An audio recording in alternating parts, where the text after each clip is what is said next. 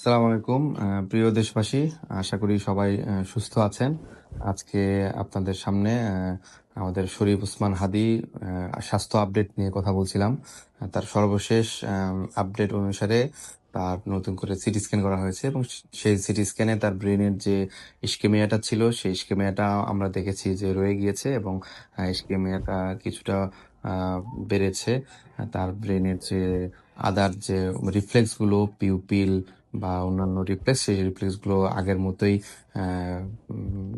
Reflex পাওয়া যাচ্ছে না এবং তার হার্ট নরঅ্যাড্রেনালিন সাপোর্টে ফাংশন করছে, তার লাংস ভেন্টিলেশন সাপোর্টে কাজ করছে এবং তার কিডনি ইউরিন আউটপুটও আগের মতোই সাপোর্টের মাধ্যমে ইউরিন আউটপুট হচ্ছে এবং তার যে ব্রেনের মধ্যে একটা ছোট গুলির অংশ রয়ে গিয়েছে, সেটার জন্য অনেকে মনে করছে যে নতুন করে অপারেশন লাগবে কিনা বা তার অপারেশন করার জন্য সিঙ্গাপুর থেকে ইউকেতে বা ইউএসএ তে নেওয়া হতে পারে কিনা এই ব্যাপারে একটা আলোচনা এসছে। তবে আমরা বলতে চাই যে তার মূলত যে জায়গায় ডিপ সিলেট অংশে গুলির অংশটা রয়ে গিয়েছে, সেটা অপারেশন করলেই যে তার ব্রেন ফাংশনিং হবে এবং তার নতুন করে ডেভেলপমেন্ট হবে, এটা আসলে এখনো বলা যায় না। তবে তার রিস্ক বেনিফিট যদি আমরা চিন্তা করি, তাহলে দেখবো যে তার যে জার্নির যে ধকলটা, সেটা সহ্য করার মতো তার বডি কন্ডিশন আছে কিনা সেটা বিবেচনায় নেবেন ডক্টররা এবং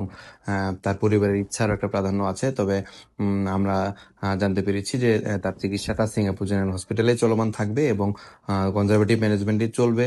পরবর্তীতে প্রতিদিনই তার ইনভেস্টিগেশনগুলো করে তার রেগুলার ফলো আপ করা হবে এবং তার আসলে ফলো আপ দেওয়ার মতো বা প্রতিদিন আপডেট দেওয়ার মতো আসলে তেমন কিছু নেই, তার প্রোগ্রেস নেই, অবস্থা ক্রিটিক্যাল এবং স্ট্যাটিক আগের মতোই রয়েছে এবং আমরা সবাই তার সুস্থতার জন্য দোয়া করব এবং বিভিন্ন দিকে যে গুজব ছড়ানো হচ্ছে, এই গুজবে আমরা কান দিব না।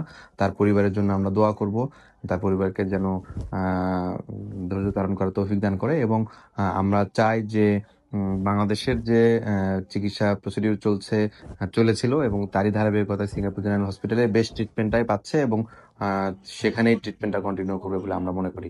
ধন্যবাদ।